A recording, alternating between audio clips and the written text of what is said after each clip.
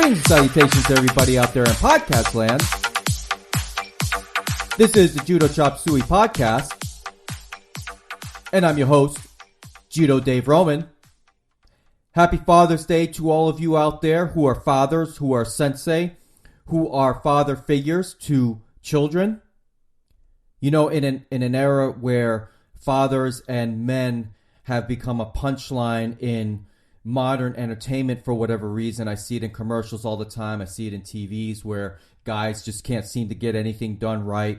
I want to take time to acknowledge all of the real men out there who are fathers, who have been father figures, who have adopted children, who have been a sensei, or who have been somebody that children can look up to.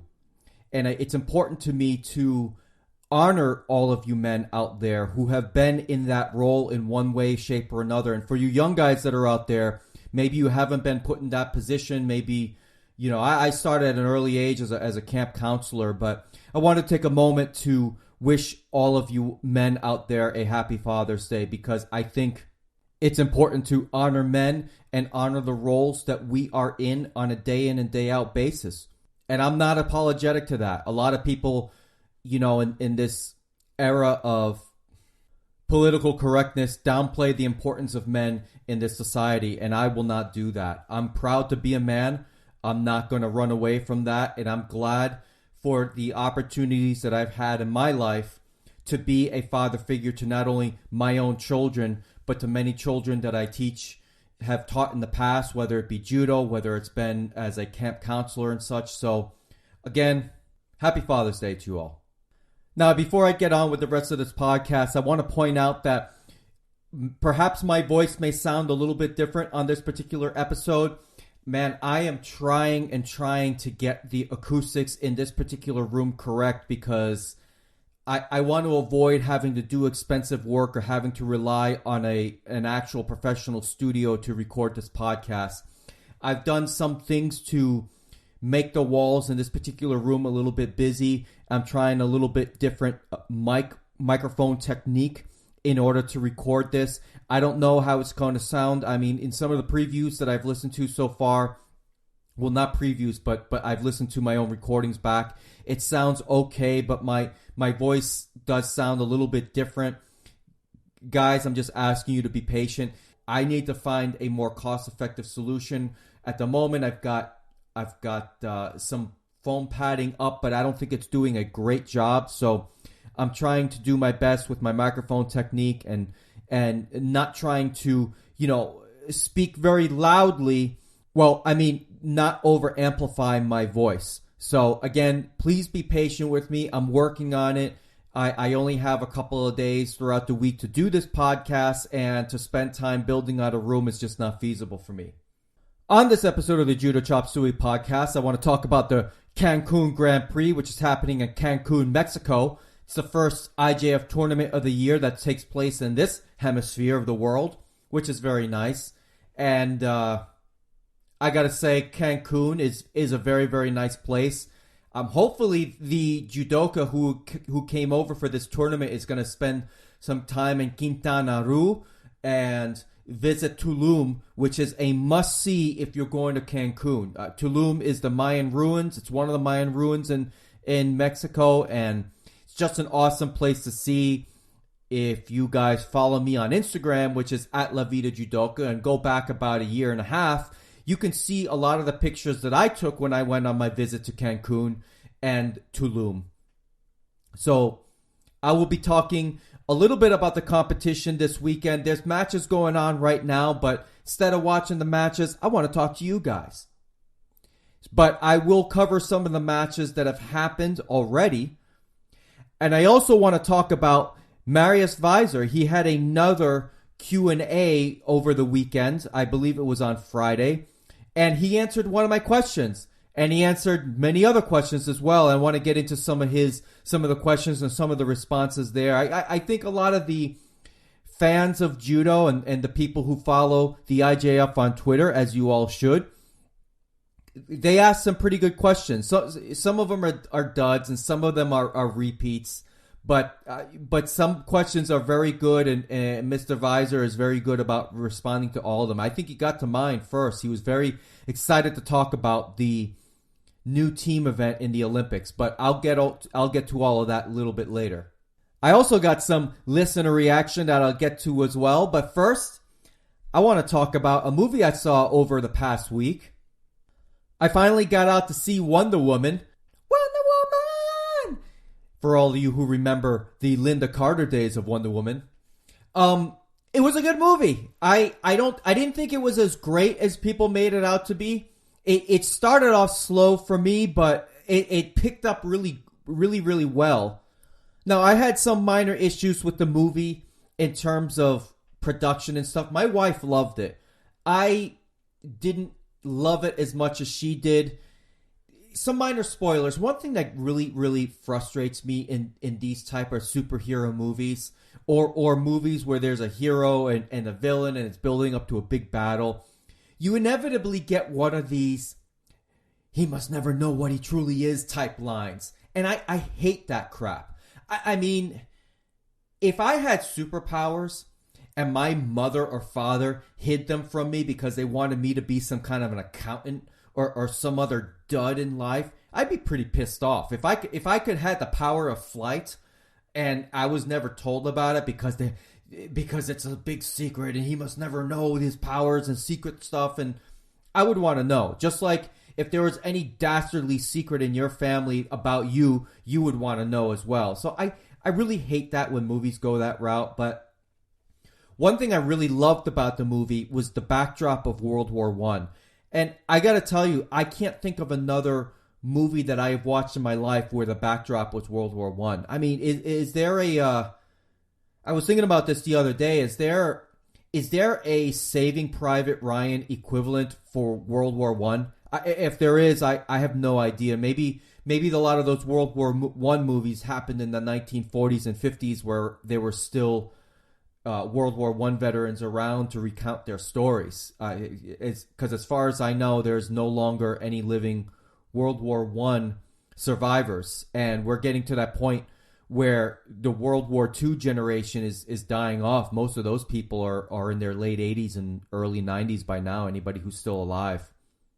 So lots of pros about the movie. Another con I want to talk about is for any of you guys that watch Logan, the movie Logan, I think Logan has ruined superhero movies for me from here on out. Because as you guys have seen the commercials, or if you're familiar with Wonder Woman, she wields a sword, she's got a shield, and she has her magic lasso.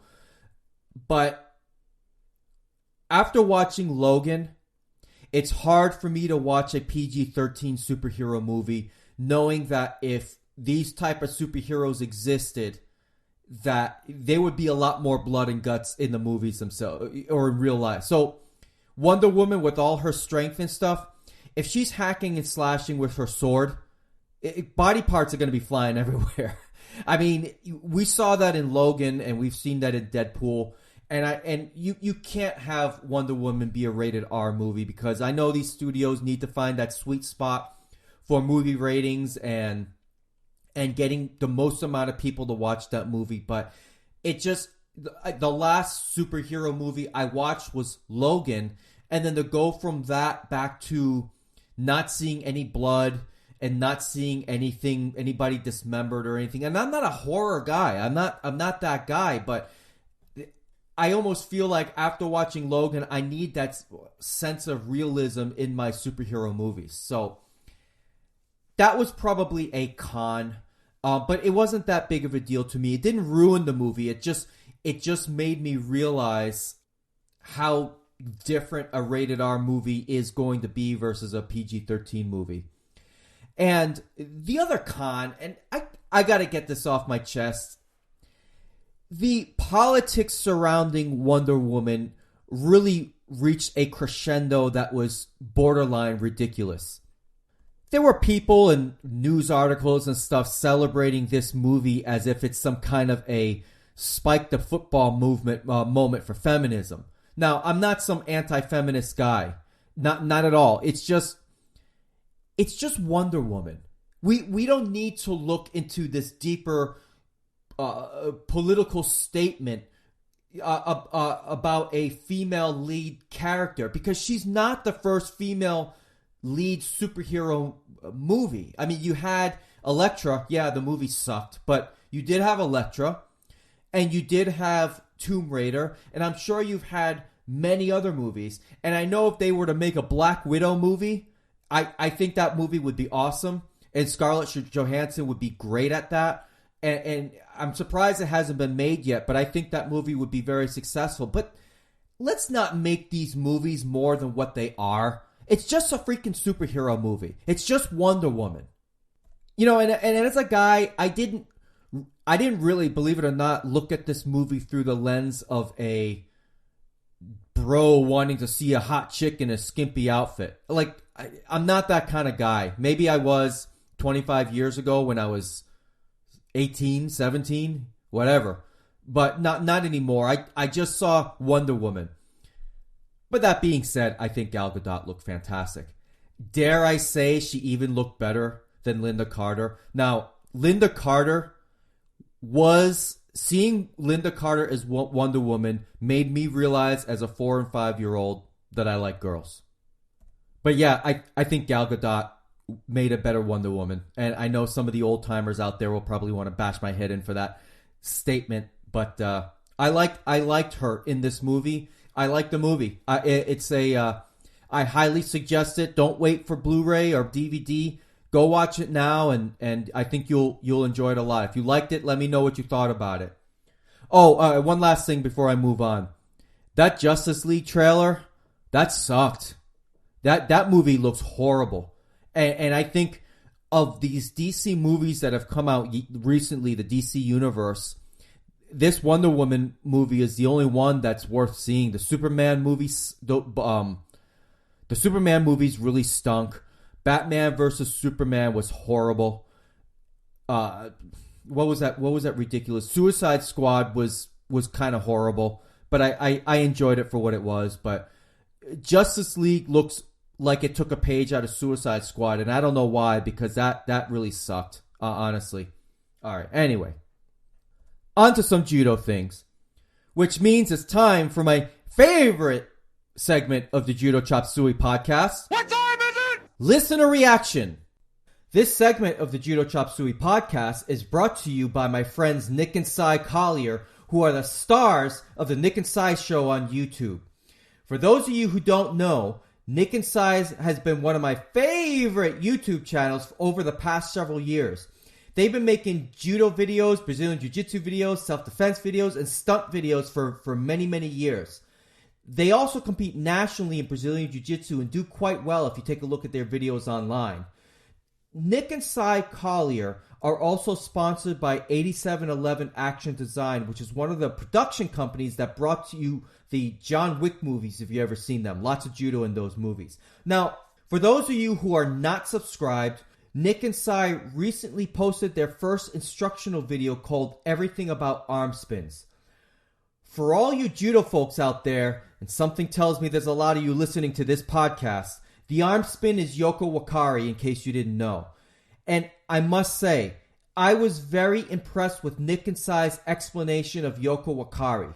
It was a very thorough explanation, and they taught this technique in gi and no gi situations. They also taught what to do in certain situations, certain grips, and explain what makes their throw succeed versus what makes this throw fail. The level of detail and explanation in this instructional is fantastic. And look, let me put it this way. There is not a single video on Superstar Judo that goes into the kind of detail that Everything About Arm Spins does. Everything About Arm Spins comes in 5 parts, and they are each $2.99 for a 3-day rental, or $4.99 if you want to purchase the part outright. The audio and video quality is excellent, and I've already stated the details in this video are fantastic. You can check out this video and others at www.youtube.com Nick and Cy. And Nick and Cy is spelled Nikandssi, all one word. Go check out their channel. They're doing a great job. So I received a few emails over the past week, and I even received a voicemail Actually, I received that voicemail last week. I'll play some of that. But I received an email that I would like to read. I'll keep this person anonymous. I won't read too many emails this particular week because I do want to move on to some judo news. But I love the listener reaction segment. So here it goes. You're Dave. I was pleased to find your podcast. Downloaded a few episodes. You've come a long way since you started. It's nice to have somebody who puts effort into gathering judo news and has intelligent discussions of judo issues. Thank you. I appreciate that. Continuing on, he goes, I would like to say that I am opposed to just anyone, somebody less than Shodan, teaching judo. You cannot teach after just a couple of classes. Parents can assist, but do not have the knowledge to serve as head teachers. You should check out this article on what is currently happening in Japan. And he sends me a link to an article. I'll link this article in the podcast notes. That way you guys have a reference to what this particular anonymous emailer is talking about. He goes on to say, underqualified people cannot teach safe falling techniques, much less principles that they have no idea about. USA Judo is hoping to copy the success of Brazilian Jiu Jitsu by lowering the standards for teaching. As far as I can figure out, Brazilian Jiu Jitsu has no set qualifications for opening a dojo. Pretty much anyone can hang out a shingle and start teaching. I cannot help but wonder about the results. American Judo has enough issues of quality with its current crop of teachers. How is lowering teaching standards going to help? Now, this is in response to my interview with Serge Bouyssou a few weeks ago. Now, for those who may not remember or didn't listen to the interview, Serge made a statement where he believed, pretty much stated that he believed that you did not have to be a Shodan to teach judo.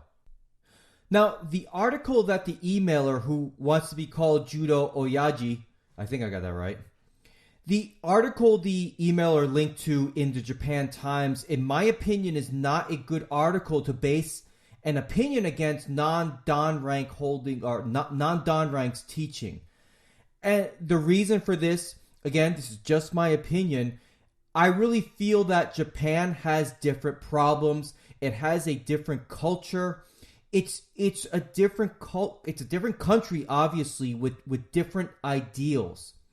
And I recall, if you guys remember, a few weeks ago, I read an email from a fellow by the name of Kiyoshi who runs judofan.com, which is a blog site that I highly suggest all of you visiting. He sent me an email a long time ago, and I did read it on the air, about the state of judo in Japan. And in that email he sent to me, he talked about various abuses and various scandals and even the dojo deaths, which is what this article from the Japan Times talks about. And these type of scandals and such is a big reason why Yasuhiro Yamashita is running things now. And now that he's the head man in judo, you could bet that things are going to change because for judo in Japan, because I don't think for a second that Yamashita is going to cling to old school ideas and some of these training methods and approaches to judo that just should have gone away years ago. So because I really believe the culture is completely different and Japan has different problems, I would go as far as saying what doesn't work in Japan, it doesn't necessarily mean that it would not work here. After all, have you heard of dojo deaths in the United States happening on a semi-frequent basis? I sure haven't. And, that's not to say that I think we should have a 4-hour course like USA Wrestling does, but I do think we need to find a way to allow people to teach basic judo that you don't necessarily have to be a Shodan. I mean, Serge talked about the 4-hour course to become a wrestling coach, and you could run a wrestling class. And look, wrestling's a combat sport, in case some of you all have forgotten. It's a high impact sport. There are takedowns, there are throws, and as far as I know, wrestlers don't have dedicated practice to the art of falling. They don't have dedicated ukemi practice. Even if they had ukemi practice, they wouldn't call it ukemi practice. But it just seems to me that a lot of wrestlers they get a shot, they just take the bump, they just take the fall, and I don't hear about deaths in the United States from wrestling. I mean, injuries happen, of course, but but we don't have deaths on the mats like we have heard oftentimes what goes on in Japan. So I just don't think we can look at what happens in Japan and say, oh, well, if a non-Shodan, if somebody who's a Q rank started running judo classes, that we would have deaths. I just don't think that would happen. I don't even think we would have serious injuries. That the deaths that happen in Japan are happening for very different reasons, and their culture and their approach to training and such is a part of that. And look, judo is losing popularity in Japan. Judo is losing popularity in the United States. And from my friends over in the UK, it would seem that judo is losing popularity in the UK. It's losing popularity in many places. So, maybe it's time that we take a look at Brazilian Jiu Jitsu and see some of the things that they're doing right. Now, the emailer stated that he trained in Japan, and I've never been to Japan, but I've been told by a few people. Of course, it's just one man's story versus another man's story, but Japan is not very traditional these days when it comes to judo. And I remember one guy, I can't remember if it was on Reddit or in a direct email, he was saying that a lot of these quote-unquote traditional Japanese dojo in the United States are almost a caricature of how things are in Japan. Now, traditionally speaking, an instructor grade is somebody who's a Yodan or higher. Those people would be instructors if you're talking straight up tradition. But nowadays we have Shodan, Nidan and Sandan rank holders with judo clubs, and as you guys are well aware, I do assist at my local judo club as an assistant instructor, and there are times that I run the class, and the thing is that there's just not enough judo dan rank holders in the United States, and the drop-off after Shodan is huge. So I'm not saying that we should just let anybody teach judo, but I do think Q ranks, you could say Sankyu and up, I do think they should be able to open up their own clubs so long as they're affiliated with a sensei that can formally promote. I don't see what the problem with that is. In other sports in the United States, it doesn't take 5 to 7 years to become a coach. And I don't think it should take that long for somebody to be able to give back to the judo community and teach judo. And, Serge was talking about this in my interview, that it's really hard to get a Shodan in the United States and other countries where, you want to talk about tradition. In Japan, it's not that hard to get a Shodan. There's a lot of middle schoolers and high schoolers that have that rank. It's everybody, all the traditionalists out there, they like to say, oh, Shodan is just your first step. It's the beginning rank. Well, in a lot of other countries, they treat it like it's a huge deal. And it is a big deal to get Shodan, but having been a Shodan for the past 7 years now, I can tell you it's really not that big of a deal. But the difficulty in attaining that rank is, heck, I mean, Serge said it. It's easier for some. If you stick around long enough, it's easier to get a Rokudan than a Shodan for a lot of people. So Brazilian Jiu Jitsu seems to have figured it out. And while Brazilian Jiu Jitsu has its own problems, when it comes to growing their sport, they're winning that battle. It's not really a battle between Judo and Brazilian Jiu Jitsu, but they have tapped into a market that attracts that is attractive to a certain demographic. A lot of teenagers and young adults are going to Brazilian Jiu Jitsu clubs. They're not going to Judo. Not initially anyway. And I just don't understand why Judo can't take a page out of what Brazilian Jiu Jitsu is doing and try to emulate their success. Especially their success in getting adults, because that's what you're going to need in order to grow Judo. You need the kids, but you need to get adults. And you need, adults that come into judo need training partners that are around their same age and their same size and stuff. There's just not a lot of adults in judo who are coming in as new students. I mean, don't get me wrong, it happens, but not nearly at the rate that Brazilian Jiu-Jitsu is doing it. And look, I don't want to hear that Brazilian Jiu-Jitsu is some kind of fad. It's been popular for well over 20 years. So, and it continues to grow while judo's growth stagnates. And I've seen you could statistically measure that and look at that and see that for yourself. There's no question about it. And I think the big thing that Brazilian Jiu-Jitsu does properly is affiliation. Every club that I have ever come across in Brazilian Jiu-Jitsu that is ran by a blue belt or a purple belt or a brown belt, they're affiliated with a club that is ran by a black belt. Or whether it's Team Gracie or Team Hobsonmora or whoever it is, they have affiliation programs that allow the instructors of these individual clubs to get promoted. And these affiliations, you know what you're getting when you're affiliated with some. I don't know of a rogue Brazilian Jiu-Jitsu club. Every credible Brazilian Jiu-Jitsu club I know of are affiliated with somebody or have a relationship with a high-ranking Brazilian Jiu-Jitsu teacher that can promote students to black belt.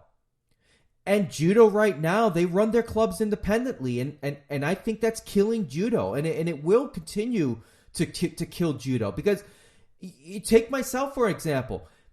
If I want to get promoted to Nidan, I got to quit being an assistant instructor and go find a club and start, training under a particular sensei. And who's to say that sensei is actually going to promote me fairly? I'm not begging for a Nidan promotion. Don't get me wrong. I want it, but I'm not begging for it. But my point is that now I have to go to somebody else's club. They have to get to know me. I have to start volunteering and doing all these different things. Whereas if I was affiliated with a higher ranking sensei, they could see the work that I'm doing at this club as an assistant instructor. They could see the stuff that I'm doing on the podcast, and they can make a determination from there. Or at least they can tell me this is what you need to do in order to get promoted to Nidan. But judo doesn't have those kind of affiliations, and I think they need to go that route. Judo could stand to use enthusiastic adults who may not be Dan rank holders teaching judo. I mean, my buddy Judo Joe, he was running the judo class in his Brazilian Jiu-Jitsu club as an EQ. And now, from what I understand, that class may be the largest adult class in the Tampa Bay area. And now Judo Joe's a Shodan now, but he'd been an EQ for so long, but he was just doing his own thing. He wasn't, he didn't belong to some other sensei. He was just doing his own thing. And finally, I believe he's a Sandan, was gracious enough to promote him to the rank that he absolutely deserved. But, Joe has done a lot of great things. I believe he's got over 20 adults in his judo class. And granted, these adults are coming from the Brazilian Jiu-Jitsu club, but it doesn't matter. He's getting adults through the door. And that's something that a lot of other judo clubs are not doing very well. At the end of the day, look, I just think judo needs to be more visible. I'm trying to do my little part with this hideous podcast, and I know, there's a few other podcasts out there. There are people trying. The original judo podcast, I highly suggest you all check that out. And there's another guy that runs a podcast called the Zenbei podcast. Sensei Fred Lewis has that particular podcast. But judo needs more visibility. And look, anonymous emailer, I want to be crystal clear. I'm not saying I'm right. I'm not saying you're wrong. I think we would both agree that an increase in judo membership would be a good thing.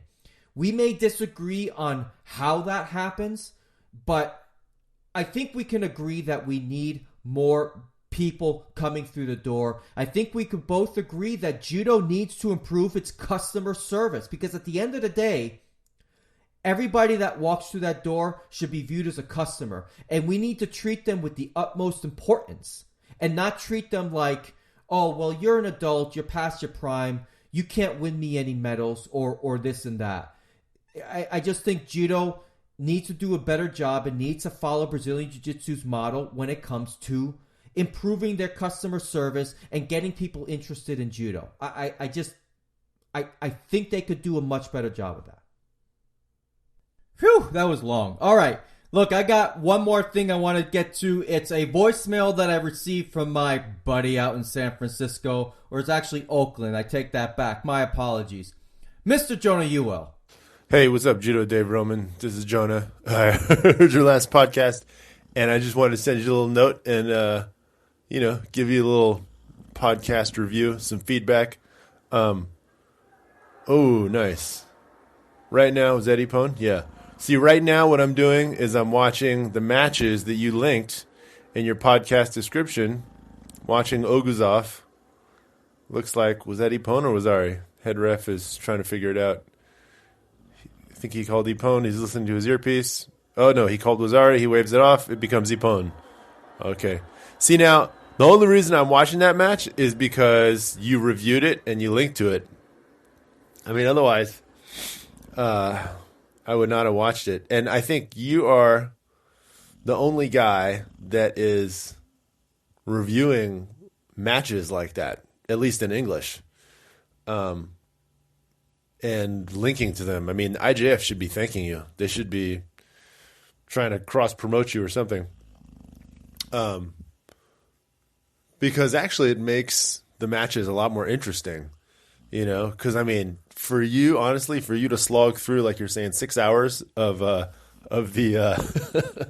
of like all this footage is incredible. I don't know how you do it, man. Anyway, man, just wanted to say good job on the podcast, and if you really had an interview with Teddy Raniere, that would be amazing. Yeah, I would. I could tell you were a little off on the last podcast, quite honestly. You're a little bit off. I don't know if it was just whatever it was, what's going on, but like I wasn't a big fan of the poop jokes. That was kind of gross. Made me want to turn off the podcast. But anyway, man, overall you're doing a great job, and take care of yourself. I look forward to the next one. All right. Is that a cat purring in the background or somebody snoring? I couldn't really tell, but Jonah, thank you very much for the voicemail. I do have to admit I did not really interview Teddy Raniere. I mean, come on. Do you think that anybody would answer the question of what their favorite Tinder dates were? Come on, man. Nobody would answer that question. Yeah, maybe one day I'll get Teddy on here. I don't know. I really don't know if he speaks English, but maybe I will. I think that would be pretty cool. As for reviewing the matches and linking to them, let me tell you, I do them with powers and abilities that are beyond human comprehension. So I appreciate you checking them out. I will continue to do that. I will do this for the Cancun Grand Prix. I'll definitely list some of my favorite matches. I appreciate it. Oh, and as far as my Morgan Freeman, that wasn't a joke. That was those were actual lines from The Shawshank Redemption. So if you didn't watch that movie, you got to watch that movie. It's probably in my top 5 of all time. Maybe number 2, next to Dances with Wolves, which is my absolute favorite. The Marius Vizer Twitter Q&A. So Mr. Vizer had a Q&A a couple of days ago on June 16th. He did not answer my question on his favorite Tinder dates, but he did answer one of my questions. I asked him specifically, Mr. Vizer, when did the process to have a new team event added to the Olympics start? Because I brought this up in my last podcast when I talked about the team event added to the Olympics for 2020 in Tokyo. Because I was curious, all of these rule changes and stuff, or this added event, I know that the wheels had to have been started years ago, I would think. So he responded to me by stating, In the end of 2013, we first started with this good application, but the previous IOC president in July 2014 canceled the application of the Summer Olympic sports for the new events in Rio. And then he goes on to say, President Bach has successfully renewed this project, and on that way, I want to thank the IOC and all of our judo community for their work and support with this project, and in particular, Japan. So this whole thing, it turns out, started way back in 2013. They wanted to get this team event into the Rio Games, but it looks like this has been a much longer process than I anticipated. I figured that perhaps maybe sometime last year they would have put in their application to have the new games added to the 2020 Olympics. But yeah, this started all 4 years ago, which is fascinating to me anyway. It just goes to show how long of a process it can take to get a new event into the Olympics. So I appreciate Mr. Vizer for responding to me about that. Now, something I thought that was really humorous is that two of his tweets in this particular Q&A, he says, I feel now that leg grabs are not an important aspect of the methodology of our sport. And he also says in a separate tweet, leg grabs. At the moment, we are busy with a lot of other important subjects. I don't think so that early we come back to this subject. And what's really humorous to me about this is that I looked at all of the tweets that happened on that day with the hashtag #AskVizer. Not one person actually asked about the leg grabs. So I thought it was humorous that he decided all on his own to get ahead of any of the tweets asking about leg grabs in judo, because I'm sure he's sick about answering that question.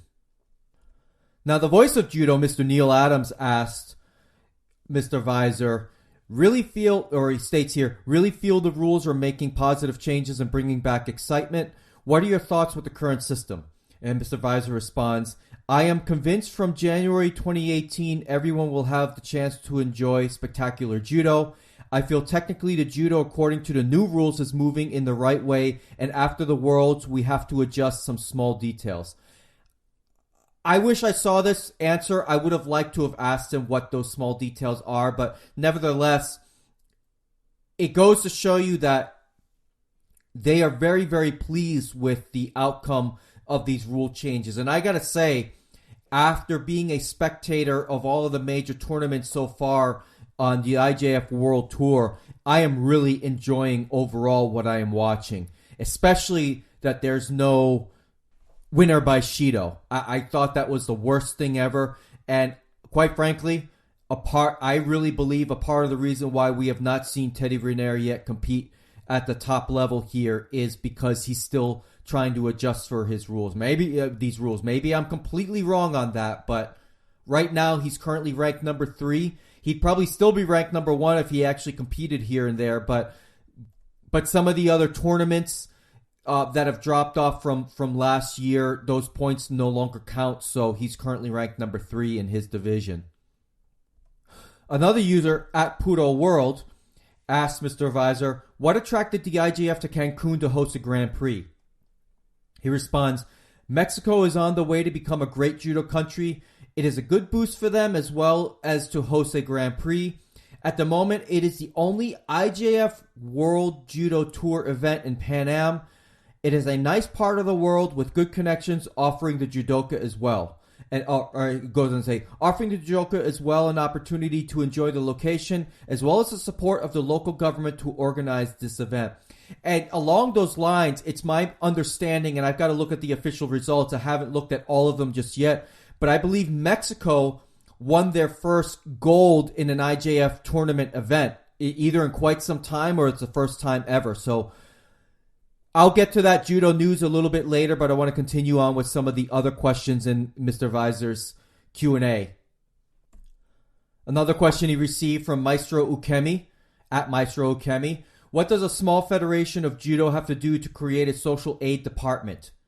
How can the IJF help you? Mr. Vizer responds, as IJF, we are ready to do all of our best efforts, but have synergy with national federations to achieve the maximum. The IJF is on the way with a project to promote judo in schools and start soon a big judo promotion in the U.S. next. You will see soon. Oh, okay. That's really interesting. Now, guys, I didn't actually prepare this stuff in advance in the sense that I don't have this all written down. So as you're listening to this, I'm hearing some of these responses as well and seeing some of these questions. That is really interesting. Again, I wish I wasn't at work doing my job, and I wish I saw this response immediately because I would have followed up with a question on what this big judo promotion in the U.S. is. Very, very interesting stuff. Wow. Okay. Can't wait to see that. At Nika Gurini asks how we can, or how the IGF is going to develop judo public relations management, and asks if he has a strategy. Mr. Vizer responds, when I became IGF president in 2007 in Rio, I promised to implement a general reform in our sport. It is still occurring, and the reforms have been reflected in all judo sectors: management, technical, finances, media, competition, sponsorship, and promotion.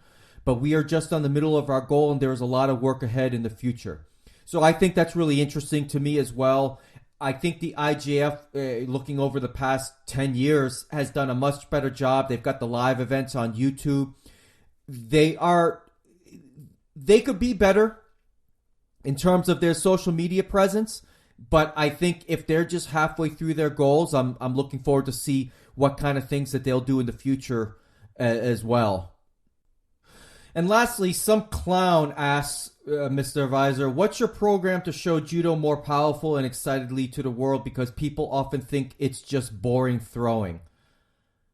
And Mr. Vizer responds, we are open to any creative, incredible suggestions at all times. Yeah, dude, come on. Are you trolling or are you serious? That's an absurd question. I mean, what's boxing? Is it just boring punching, or baseball just boring hitting? I mean, dude, get out of here with that nonsense. Buzz off, punk! The Cancun Grand Prix, taking place in Cancun, Mexico. Viva la raza! For you Mexicanos out there. Hopefully I got that right. Now, speaking of Viva la raza, Mexico celebrates its first IJF Grand Prix gold medal. Turns out Luz Olvera of Mexico is the first winner of the gold medal for Mexico in any IJF event. Mexico has had some bronze medals in the past and some silvers, but apparently never a gold medal. So Luz Olvera won the under 52 kilo division in this particular tournament. Now look, I'm not taking anything away from Miss Olvera, but there was a name missing from this particular list in the under 52 kilo division, and you know who she is, and if you don't, shame on you. Majlinda Kelmendi was nowhere to be found in this particular tournament. I'm guessing that she's off doing other types of training. Who knows what she's doing? I haven't checked out her Twitter or Instagram in quite a while, but look, Majlinda Kelmendi, in my opinion, she's the Terminator. She's the Terminator of the IJF, and she's the best in the world, and I believe that for a variety of reasons. But yeah, so she was not at this tournament, which opens the door for other ladies to step up and gain some important points, including Angelica Delgado, who also got bronze in this event. She's not the only United States athlete who medaled in this particular event. I'm very proud of Team USA, but Angelica Delgado got the bronze in the under 52 kilo division. Caitlin Bouyssou of the United States, she got third place in this tournament, a bronze. That's a huge win in the under 48 kilo division. Well, not a win, but that's a huge place for her. It's very, very important. And not only that, but Marty Malloy got gold in her division, which is the under 57 kilo division. I mean, that is a huge win for her at a major event. And make no mistake about it, just because this is over in our end of the world doesn't mean that this isn't a major event. This is a huge event, so congratulations to her. On the men's side for Team USA, Adonis Diaz got fifth place in the under 60 kilo division. That division was won by Francisco Garrigos of España, or that's Spain to you non-Spanish speaking folk. Garrigos has had a pretty good year so far. This is not, I don't know if this is his first win. I can't remember, but I do recall in Ekaterinburg, he placed pretty well. I think he got 5th place, but I think this is his first major IJF Tour win of the year. So congratulations to him. Now, if I haven't said it already, I have not watched all of these matches just yet. I've only caught just a few. I'm going to do a full breakdown of the entire event in my next podcast. But for this particular episode, I'm really only have the results for day one because it's a Saturday when I recorded this. So look, I'll tell you guys. Look, I record this on Saturday, sometimes Sunday, and then I have it all nicely packaged and neat for you guys by the time it hits on Monday evening or Tuesday morning. So I'd like to go over some of the winners of the big winners of day one, and I'm sure I know I'll cover everything next week. So I already discussed in the under 48 kilo division that Gabriela Chibana of Brazil won her division there, and I think I already discussed the under 52 division, which was Mexico's first gold medal in an IJF tournament. And the under 57 kilo division, that's Marty's fight. She won that division. We just talked about Francisco Garrigos. And was there a 66 kilo division? Oh, look at that. Tal Flicker of Israel won that division. This is his second, if I'm not mistaken, this is his second first place finish of the IJF Tour year. I believe he got first place in the Baku Grand Slam, if memory serves me correctly. So again, I'll give a much more detailed breakdown of this particular tournament when I've had a chance to review a lot of the key matches in this event. It should be noted, and this should be is no surprise, France and Japan did not make the trip over for this particular tournament. I would love to have a better understanding of which tournaments these countries choose to be a part of and which ones they choose to not be a part of, how that process happens. Because, look, we're steadily marching toward the World Championships. You've got the Hohhot Grand Prix, which is in about 12 days, less than 2 weeks away.